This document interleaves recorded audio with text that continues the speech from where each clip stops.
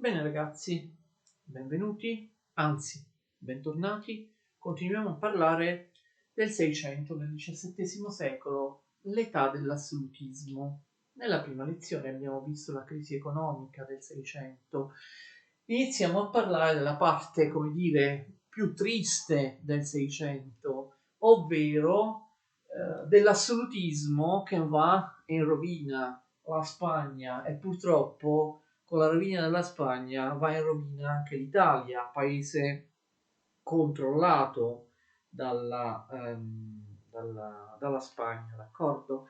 E abbiamo già accennato, parlando della crisi economica, dei grossi problemi della Spagna e dell'Italia. Quindi abbiamo un primo assolutismo che noi trattiamo nel Seicento, è l'assolutismo più sfortunato, l'assolutismo inconcludente, l'assolutismo di uno Stato come la Spagna, o meglio la Castiglia, che nel Seicento va assolutamente in rovina, e quindi un assolutismo, il Regno di Spagna, che rappresenta anche un imperialismo concluso nel Seicento.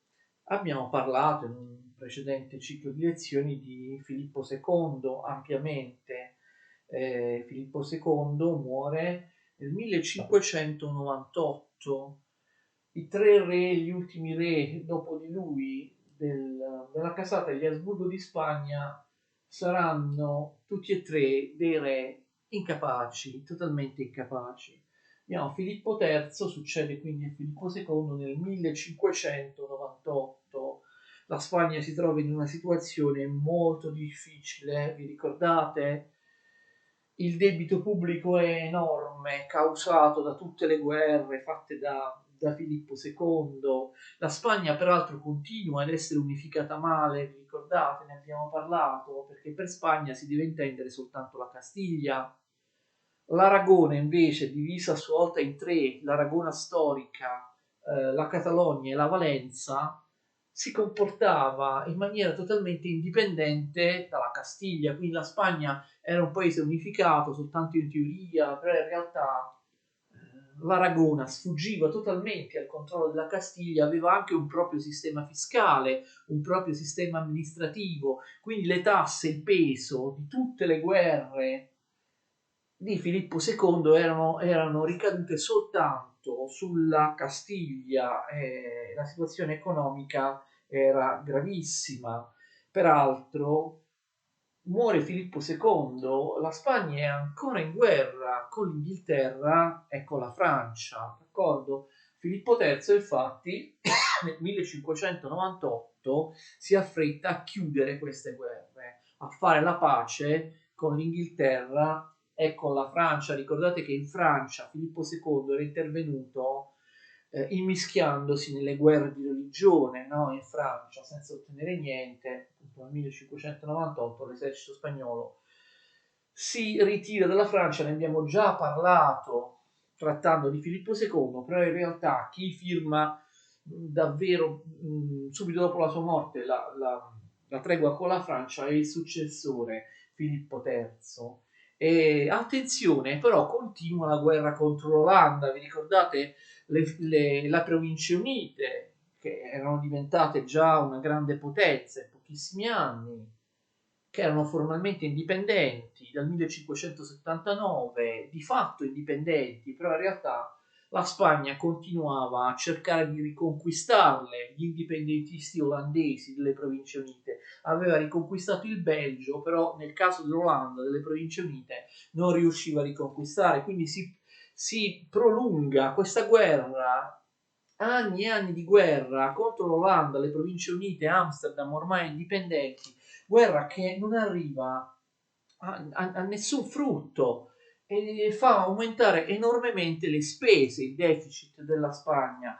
Tant'è vero, attenzione, che Filippo III promuove una tregua con l'Olanda, d'accordo? La cosiddetta tregua dei 12 anni, d'accordo? Dal 1609 al 1621 la guerra tra la Spagna e le Province Unite, anche chiamate Olanda, si interrompe. Quindi finalmente, dopo tantissimo tempo, nel 1609, la Spagna di Filippo III non ha più guerre, si trova in pace.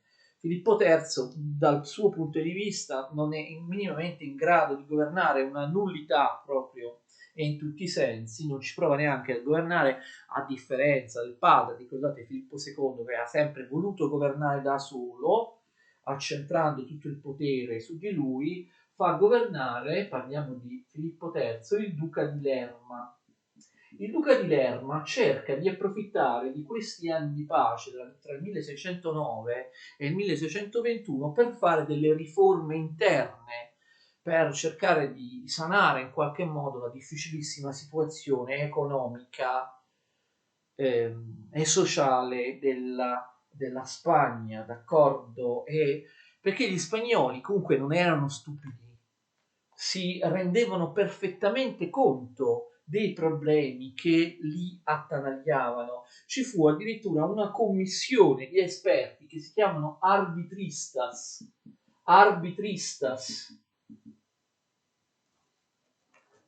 che in spagnolo significa consiglieri, che analizzò in maniera ottima i problemi della Spagna. In Spagna c'erano pochi imprenditori,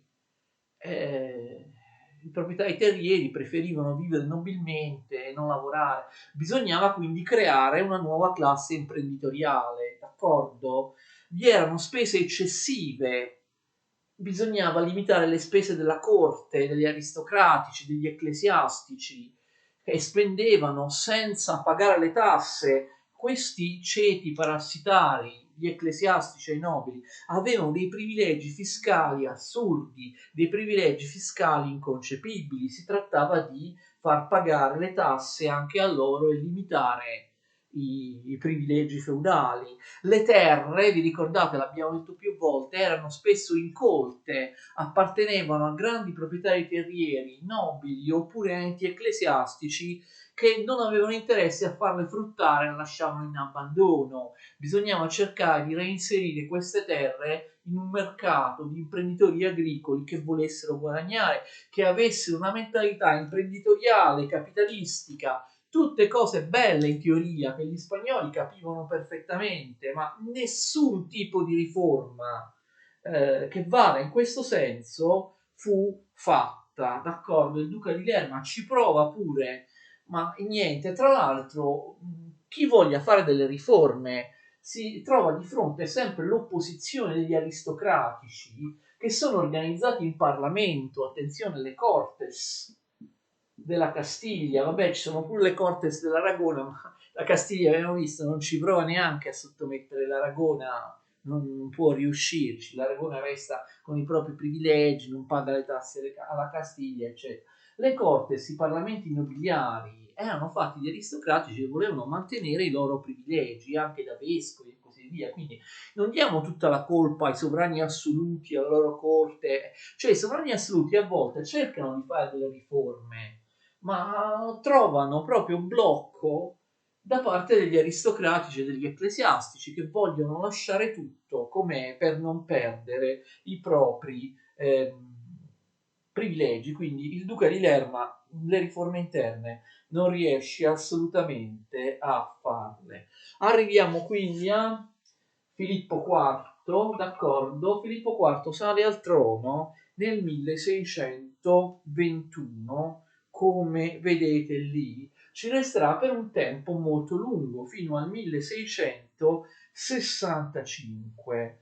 Anche lui, come Filippo III, anche Filippo IV, non ci prova neanche a governare, fa governare altri. In particolare, attenzione, tra il 21, l'anno in cui va sul trono, e tra il 21, l'anno in cui va sul trono, e il 45, fa governare il conte duca, col trattino, conte trattino duca di Olivares, e forse qualcuno ricorda dai Promessi Sposi, perché era appunto il primo ministro della Spagna durante la vicenda dei Promessi Sposi, quando Milano era appunto sottomessa alla Spagna. Olivares cerca anche lui di fare le riforme che abbiamo detto, ma in realtà non riesce a combinare assolutamente niente, anche lui, anche perché, attenzione, nel 1621 scade la tregua dei 9 anni, la Spagna ritorna in guerra contro l'Olanda. Non solo, ma nel 1621 c'è un'altra guerra perché la Spagna entra in guerra anche nella guerra dei 30 anni, d'accordo? Quindi gli anni di pace sono stati sprecati senza ottenere niente, senza fare nessuna riforma. La guerra contro l'Olanda riprende nel 1621 e si salda, viene inglobata all'interno della guerra dei 30 anni. La Spagna inizia la guerra dei 30 anni invadendo lo stato tedesco del Palatinato. La guerra dei 30 anni sarà un vero e proprio disastro per la Spagna. Ne parleremo meglio parlando proprio specificamente della guerra dei 30 anni.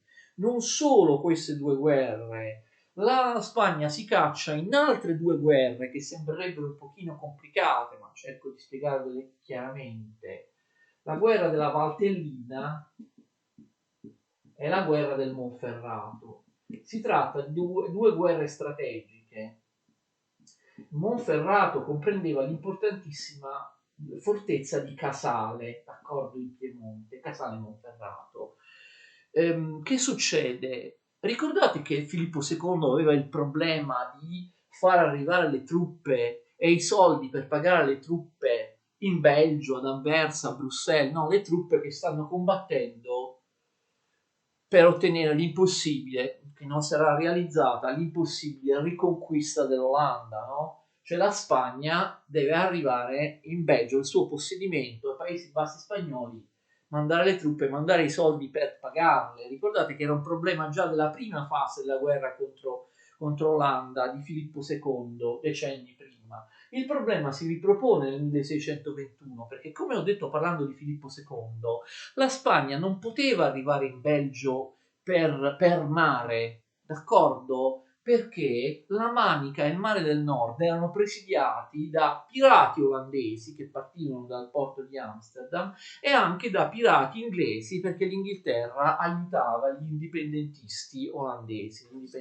Quindi, non potendo arrivare per via di mare, doveva la Spagna, a partire dall'alleato Piemonte, Ducato di Sardegna, scusate, che sto dicendo, dall'alleato Piemonte che si chiamava Ducato di Savoia, doveva risalire tutta l'Europa, vi ricordate, l'ho già detto parlando di Filippo II, cioè dall'Italia, dal Piemonte, doveva risalire tutta l'Europa fino a Bruxelles, cioè cercare una via di terra dal Piemonte fino al Belgio, passando per i cantoni cattolici della Svizzera favorevole alla Spagna, non certo quelli calvinisti, passando per gli stati tedeschi cattolici della Renania che facevano passare le truppe spagnole, passando dalla Franca Contea al confine tra Francia e Spagna che apparteneva alla Spagna. Il problema era proprio uscire dall'Italia, cioè per fare questa strada dal Piemonte fino al Belgio bisognava uscire dall'Italia e per la Spagna era molto difficile perché prima di tutto avrebbe potuto la Spagna passare attraverso la Valtellina, però attenzione, la Valtellina apparteneva al cantone svizzero protestante, ultraprotestante, calvinista dei Grigioni e i Grigioni non volevano assolutamente far passare gli spagnoli. Ovviamente alleati dei Grigioni chi c'era? La Francia che voleva prendersi la Valtellina, capite? Quindi la Spagna inaugura un'altra guerra con la Francia alleata con il cantone protestante svizzero dei Grigioni, per il possesso della Valtellina. Questa guerra va male per la Spagna, d'accordo? La Spagna non riuscirà mai a conquistare la Valtellina. E allora come si fa ad arrivare in Olanda dal Piemonte, d'accordo? Prendendo il Monferrato, ok? Il Monferrato e la fortezza di Casale a chi appartenevano? A Mantova, cioè al Ducato di Mantova e Gonzaga. Attenzione, essendo morto l'ultimo erede diretto dei Gonzaga, la successione sia del Ducato di Mantova, quindi della città di Mantova, ma anche del Monferrato, andava a un parente collaterale, il duca francese di Nevers, d'accordo? La Spagna invece voleva conquistare il Monferrato, la Spagna si oppone alla successione dichiarandola illegittima e attacca il Monferrato. La Spagna attacca anche direttamente Mantova, la capitale dei Gonzaga, che ora dovrebbero chiamarsi Gonzaga Nevers col trattino, perché l'erede è quello del ramo collaterale dei Gonzaga Nevers. Anche in questo caso la Francia si oppone alla conquista della Spagna e del Monferrato, come si era opposta la Francia all'ingresso della Spagna in Valtellina. E quindi anche in questo caso la Spagna combatte contro la Francia, anche in questo caso perde, capite? Entrambe queste guerre sono perdenti. La Spagna perde la Valtellina, perde il Monferrato. Perde il Monferrato anche perché c'è stato il voltafaccia del duca di Savoia, il Piemonte, il ducato di Savoia, fedele alla Spagna, questa volta per il Monferrato si era alleato con la Francia, d'accordo? E quindi è vero, poi cioè, il problema è che il ducato di Savoia cambiava spesso posizione, era piuttosto spregiudicato anche durante una guerra, d'accordo? Quindi un po' si schierò con gli spagnoli, un po' si schierò con i francesi. La cosa è piuttosto complicata, però basta che ricordate che sia in Valtellina sia in Monferrato la Spagna perde, è il principale avversario con cui perde la Francia. Come fa quindi dall'Italia a portare i soldi per le truppe fino in Olanda? Non ci riesce e quindi la guerra con l'Olanda ovviamente va male, divora un sacco di soldi e va male. La Spagna non riesce in nessun modo a riconquistare pezzi di Olanda.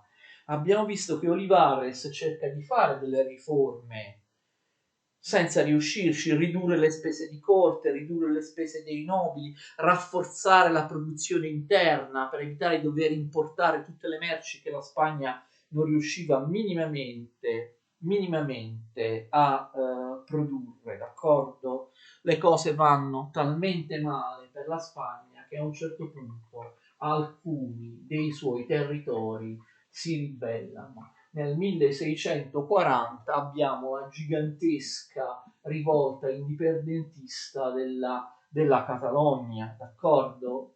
Abbiamo già visto in passato che vi erano state rivolte della Catalogna, si sottraeva al controllo della Castiglia, e ve ne saranno anche in futuro rivolte della Catalogna. Sapete che anche adesso moltissimi in Catalogna vorrebbero essere indipendenti dalla Spagna. La rivolta della Catalogna è durissima e mette davvero in una situazione difficile la Spagna. Pensate che sarà repressa soltanto nel 1652, cioè dopo 12 anni, con Barcellona piegata dalla peste, d'accordo? Piegata dalla peste, ma attenzione, nel 1640, come abbiamo già detto parlando di Filippo II, l'avevamo anticipato, non si ribella soltanto la Catalogna, nello stesso anno si ribella anche il Portogallo, ricordate dalle lezioni su Filippo II che il Portogallo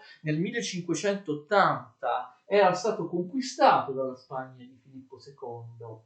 Nel 1640 si ribella e riesce a rendersi indipendente con la nuova dinastia dei Braganza, d'accordo? Perché si ribella il Portogallo? Il Portogallo ha avuto tutto da perdere con l'unione della Spagna. La Spagna non si è mai interessata, non si è mai occupata di difendere l'impero coloniale portoghese. Proprio in questo periodo di sudditanza alla Spagna, i lusitani portoghesi dal 1580 al 1640 avevano perso i loro commerci in Asia, nell'Oceano Indiano, nelle Indie, come venivano chiamate. Ricordate, l'abbiamo già detto, l'Olanda riesce a cacciare i portoghesi sia dall'Indonesia sia dal Sudafrica, non solo, ma proprio nel 1640 li stava scacciando anche dal Brasile. Cioè la Spagna non aveva difeso gli interessi del Portogallo. I portoghesi dicevano: ma che senso ha che noi dobbiamo contribuire alla guerra contro l'Olanda, che a noi non interessa affatto, quando l'Olanda ci sta conquistando tutte le colonie in tutto il mondo e la Spagna non fa assolutamente niente? Quindi fate attenzione, perché la Spagna rischia addirittura di perdere dei territori. Va bene, la Catalogna la sottomette, ma il Portogallo recupera la sua indipendenza nel 1640, quindi la rivolta portoghese riesce e il Portogallo, dopo aver ritrovato l'indipendenza, riuscirà anche a risollevarsi dal punto di vista dell'impero coloniale, perché riuscirà a scacciare gli olandesi da Recife, dal Brasile, e quindi riuscirà per una volta almeno a sconfiggere gli olandesi. E gli olandesi avessero cacciato il Portogallo anche dal Brasile, adesso in Brasile non si parlerebbe portoghese, si parlerebbe una specie di olandese come si parla in Sudafrica, per esempio, d'accordo? Quindi la situazione è gravissima, quindi la seconda fase della guerra contro l'Olanda, le Province Unite, abbiamo visto ricominciata nel 1621, è un disastro, si concluderà definitivamente nel 1648, quindi con la fine della guerra dei 30 anni e la pace di Westfalia, la Spagna finalmente, dopo decenni e decenni di guerra inutile, di riconquista che non avviene, finalmente nel 1648 la Spagna si deciderà a concedere ufficialmente l'indipendenza alle Province Unite, Amsterdam, dette anche Olanda, che in realtà di fatto erano indipendenti già da decenni, da più di 70 anni, d'accordo? E quindi niente di conquista dell'Olanda. Tra l'altro, abbiamo visto che nel 1635, anche per le due guerre che abbiamo visto, Valtellina e Monferrato, la Spagna si trova in guerra anche con la Francia, all'interno ovviamente della guerra dei 30 anni. Poi la guerra dei 30 anni si concluderà nel 48, si concluderà per tutti, ma la guerra tra Francia e Spagna continuerà. Lo so che è un po' complicato, la Spagna fa tutte queste guerre, non vince mai, ci rimette soltanto. La guerra tra Francia e Spagna, mentre tutti gli altri contendenti nella guerra dei 30 anni firmano la pace nel 48, la guerra tra Francia e Spagna, iniziata nel 1645, si conclude soltanto nel 1659, con la Spagna che non ottiene assolutamente niente. Pace dei Pirenei 1659, la Francia si prende Rossiglione, che è un territorio pirenaico sui Pirenei tra Francia e Spagna. Ho sbagliato a scrivere Rossiglione. Non solo, ma si prende anche un pezzo dei Paesi Bassi spagnoli, cioè l'attuale Belgio, si prende la regione dell'Artois, appunto, nelle Fiandre, togliendo appunto questi due possedimenti alla Spagna. Quindi anche in questo caso assolutamente nulla dei fatto. Attenzione, con la pace dei Pirenei abbiamo un matrimonio politico per sancire la fine della guerra tra Francia e Spagna. Fate attenzione a questo. La figlia del re Filippo IV, che si chiama Maria Teresa d'Asburgo di Spagna, sposa Luigi XIV di Francia, d'accordo? Il re Sole. Maria Teresa, attenzione, pur essendo figlia di Filippo IV di Spagna, non è propriamente sorella di suo figlio che diventerà re come Carlo II, perché erano due matrimoni diversi, ok? Maria Teresa era sorellastra di Carlo II che diventò re, perché Maria Teresa era figlia del primo matrimonio di Filippo IV, mentre Carlo II era figlio del secondo matrimonio di Filippo IV. Questo matrimonio è importante perché causerà un sacco di guai in seguito, sia nel 600 sia nel 700. Il matrimonio, ma questo lo ripeteremo più di una volta, si basa su una clausola, cioè Maria Teresa, sposando Luigi XIV, rinuncia alla corona di Spagna, d'accordo? Fate attenzione a questo. La rinuncia vale per proprietà transitiva soprattutto per Luigi XIV. Luigi XIV, sposando Maria Teresa, dice: io non è che sposando la principessa spagnola pretendo la successione spagnola. Piccolo problema: per sancire questa rinuncia Luigi XIV doveva avere una grossa somma di denaro dalla Spagna, che la Spagna non pagò mai. Avete già capito, Luigi XIV, grazie al matrimonio con Maria Teresa d'Asburgo di Spagna, in seguito rivendicherà l'eredità e la successione spagnola, ma questo, ripeto, lo ripeteremo. E quindi la Spagna, insomma, un disastro. eh, Si ribella persino Napoli.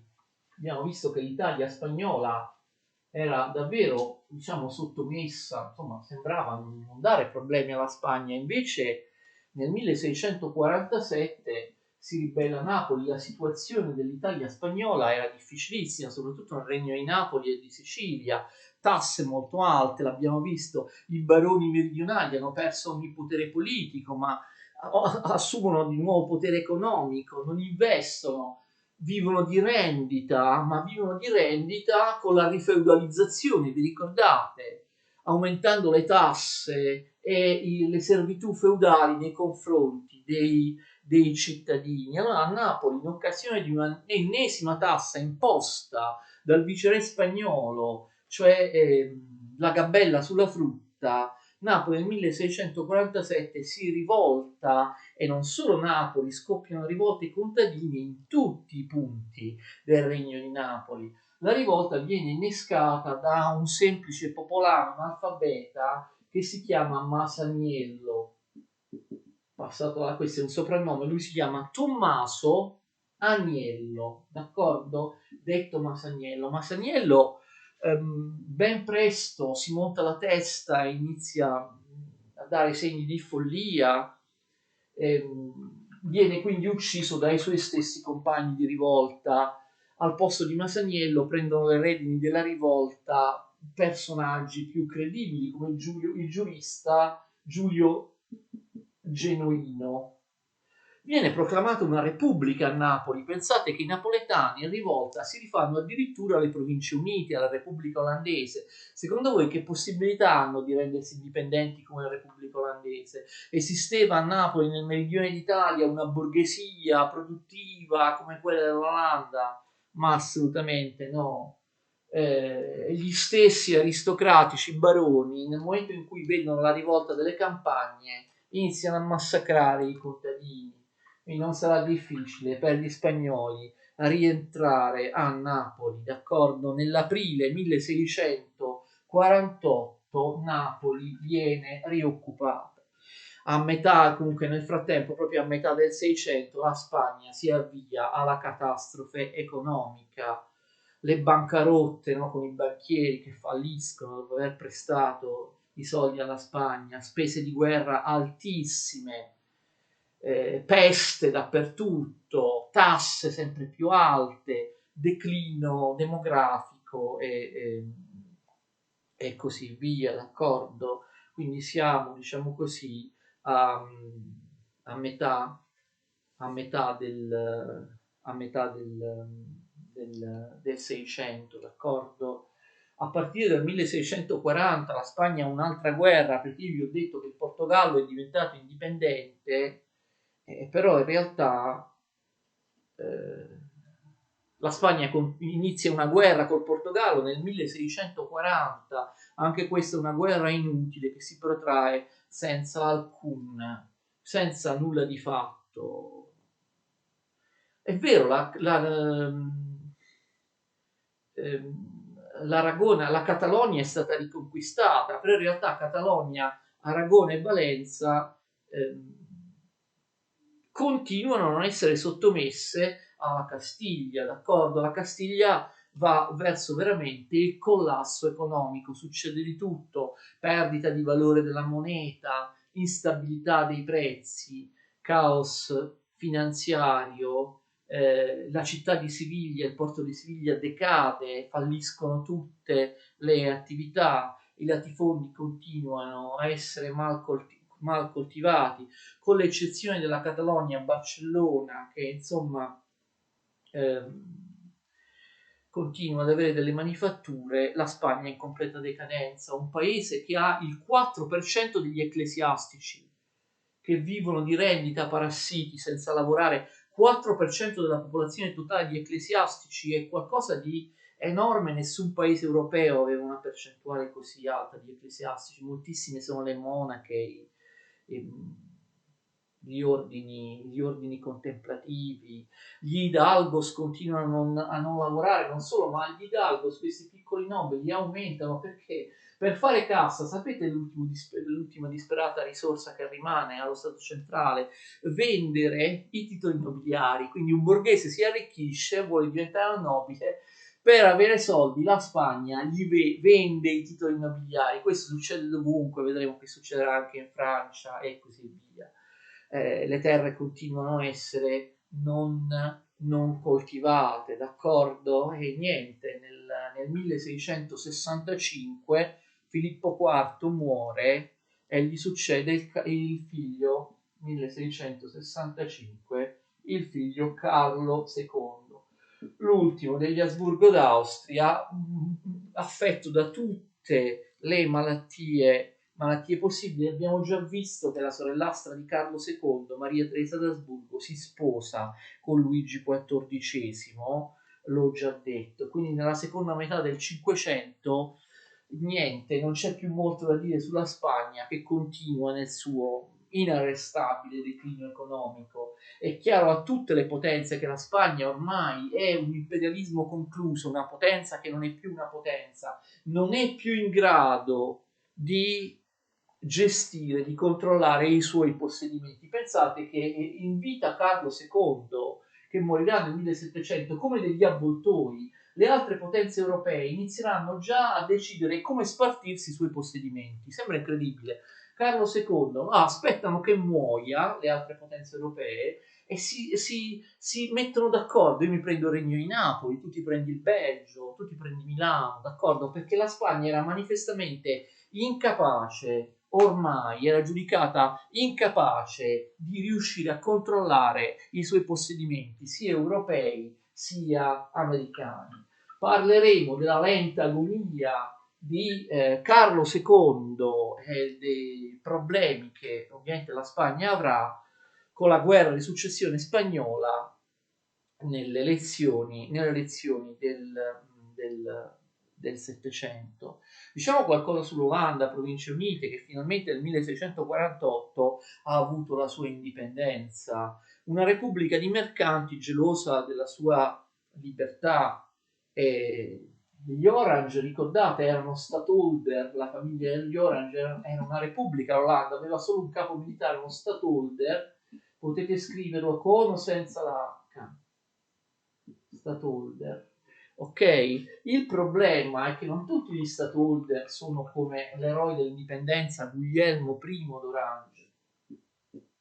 Alcuni della famiglia di Orange abusano del loro potere, trasformando la carica di stadtholder quasi in una monarchia, in una carica di sovrano assoluto, tra cui Maurizio d'Orange indispettisce i mercanti olandesi perché proprio cerca di ottenere un potere assoluto. E allora che cosa succede?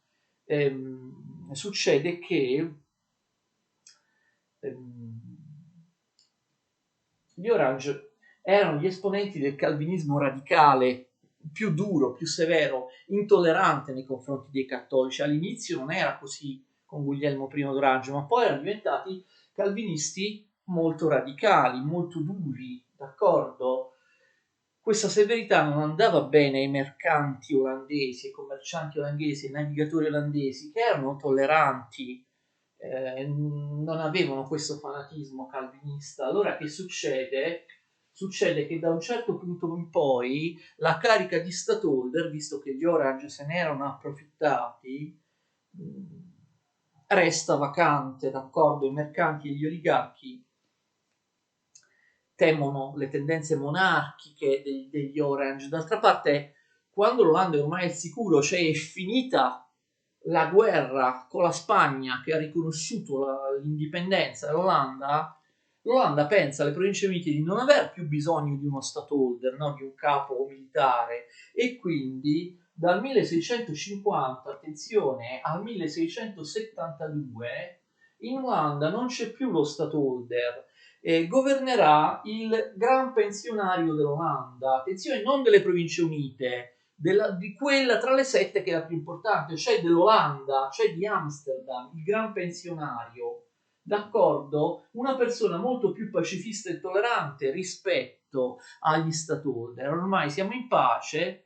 Il gran pensionario dell'Olanda di Amsterdam è De Witt, d'accordo? Governa più o meno dal 1650 al 1672, dal 1653 per l'esattezza al 1672. De Witt è tollerante, De Witt distoglie le spese nei confronti dell'esercito per investire nel commercio, d'accordo? Però poi alla fine questa scelta, lo vedremo, si rivelerà discutibile perché l'Olanda si troverà senza esercito di fronte a una grande invasione che vedremo poi in seguito, perché riprenderemo la storia dell'Olanda nel 600 parlando dell'Inghilterra e della Francia. Adesso è inutile che vi dica le guerre che l'Olanda fa contro la Francia o contro l'Inghilterra, li diremo parlando di Francia e Inghilterra. De Witt quindi, che era il gran pensionario dell'Olanda, non di tutte le Province Unite, ma solo del più importante Olanda, fa emergere la centralità di Amsterdam, dei mercati, dei navigatori, dei commercianti di Amsterdam.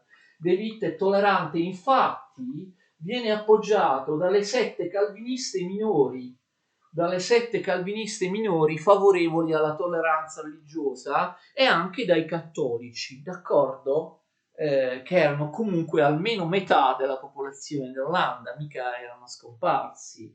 L'età di De Witt viene ricordata per essere un'età di grandissima tolleranza, diritti civili, le tipografie che potevano stampare anche libri audaci, la censura che si è attenuata, cioè un'epoca proprio di libero pensiero dell'Olanda, che sarà poi alla base anche del libertinismo e dell'illuminismo europeo, d'accordo? Quindi grande tolleranza religiosa, libertà di parola, di stampa nell'Olanda di De Witt. Vengono accolti anche moltissimi ebrei in fuga dal Portogallo e da altri paesi che solo in Olanda possono vivere più o meno tranquillamente. L'epoca di De Witt è l'epoca del grande filosofo, infatti, grande filosofo Spinoza, Baruch Spinoza, che infatti aveva avuto la famiglia sua, gli ebrei, immigrata dal Portogallo. Spinoza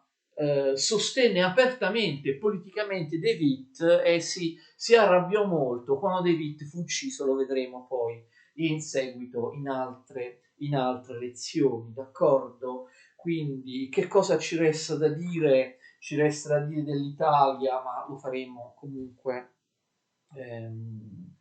molto, molto velocemente, lo faremo perché insomma l'Italia va in declino insieme alla Spagna. L'Italia della Controriforma va in declino insieme alla Spagna.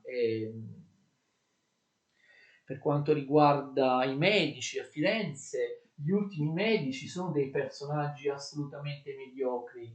Nel 600 Firenze, la Toscana, è soltanto l'ombra della grande regione del Rinascimento italiano, d'accordo? Una regione in totale decadenza, abbiamo visto, che fa eccezione però il porto di Livorno. A Roma impone la Controriforma in Italia, l'Italia della Controriforma nel 600, fate attenzione, è l'Italia della perdita del primato. L'Italia da grande paese culturale si trasforma in paese di serie B da un punto di vista culturale.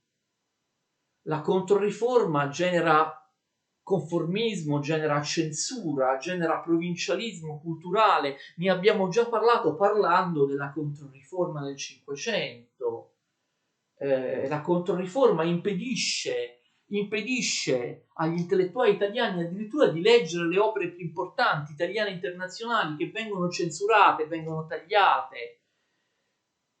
La Controriforma condanna nel 1600 a rogo Giordano Bruno e condanna all'ergastolo nel 1633, alla biura forzata e al silenzio, all'impossibilità di poter continuare a lavorare il grandissimo Galileo Galilei, con un clamoroso processo, l'inventore della scienza moderna. Quindi l'Italia, anche grazie all'Italia dell'Inquisizione, della Controriforma, che non riguarda solo lo Stato Pontificio ma tutti gli stati italiani, diventa un paese provinciale, un paese inferiore culturalmente ad altri paesi dell'Europa che stanno affermando, come la Francia, come l'Olanda, come l'Inghilterra, d'accordo?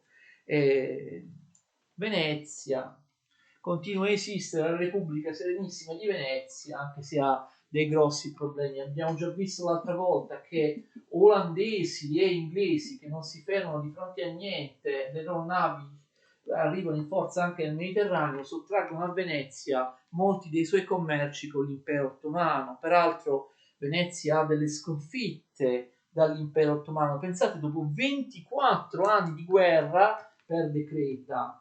Però diciamo che nella seconda metà del Seicento Venezia è anche in grado di ottenere delle vittorie, dei riscatti sull'impero ottomano. Infatti nel 1683 Venezia conquista il Peloponneso, che Venezia chiamava Morea all'epoca. Purtroppo nel corso di questa guerra ci fu il bombardamento del Partenone ad Atene, il Partenone andò in pezzi perché era stato ridotto a un deposito di munizioni e quindi fu bombardato, d'accordo? Venezia è in declino, ma forse ha ancora qualche ruolo da giocare con l'impero ottomano. Vedremo in seguito che cosa succede. Poi che cos'altro abbiamo? Bene, degli staterelli italiani non vale neanche la pena di parlare. Savoia, il Ducato di Savoia, ricordate, nella seconda metà del Cinquecento aveva spostato la sua capitale da Chambéry a Torino. Ci sono due duca di Savoia importanti nel Seicento, Carlo Emanuele I, ma soprattutto Carlo Emanuele II,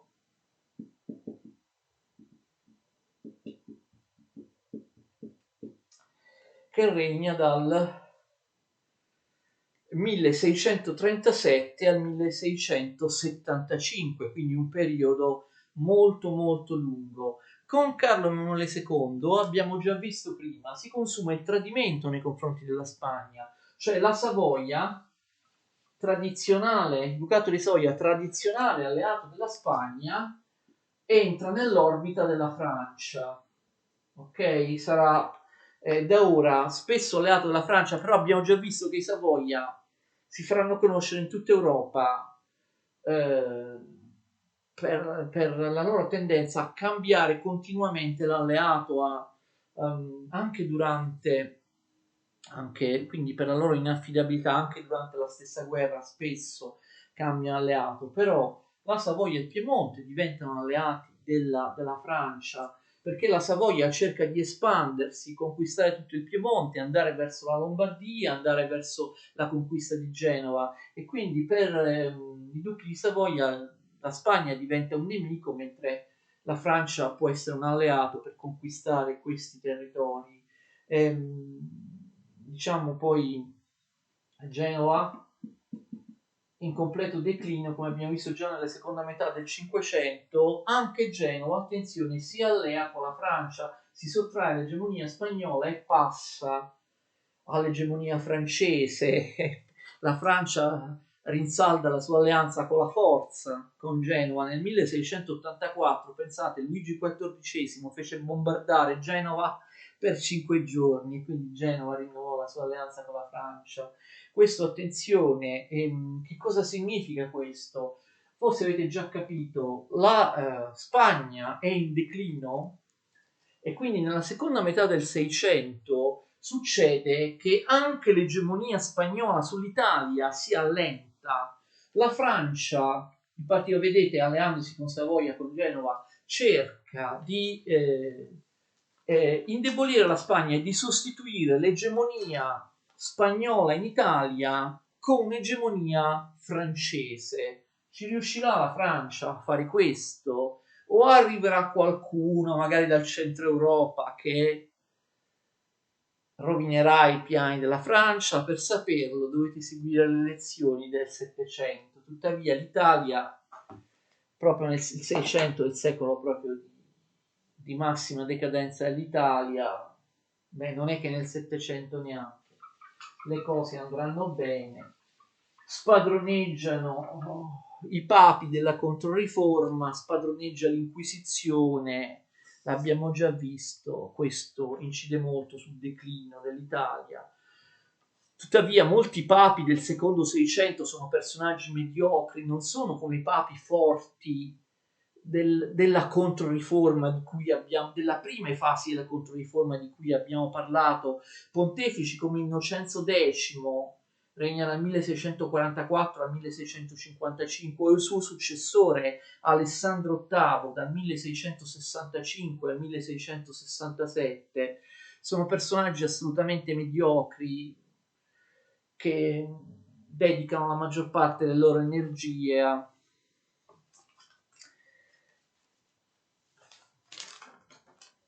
far diventare cardinali i loro nipoti, da cui la parola nepotismo.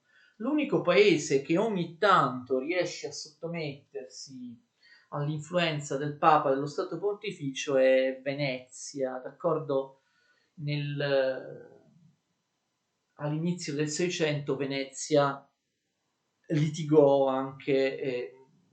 con il Papa Paolo V, d'accordo? Riuscì comunque, quando Venezia voleva, riusciva anche a sottrarsi all'influenza di Roma. Infatti per alcuni periodi Venezia rifiutò di obbedire all'Inquisizione romana, d'accordo? Limitò i poteri dell'Inquisizione romana, oppure non concesse prigionieri, non consegnò determinati personaggi presenti sul suolo di Venezia all'Inquisizione romana. Abbiamo terminato con il declino di Spagna e dell'Italia nel Seicento. Parleremo marginalmente di Spagna e Italia nelle prossime lezioni del Seicento. Parleremo un attimo della Spagna all'interno della guerra dei 30 anni, però nelle prossime lezioni del Seicento non ci occuperemo più tanto di Spagna e Italia.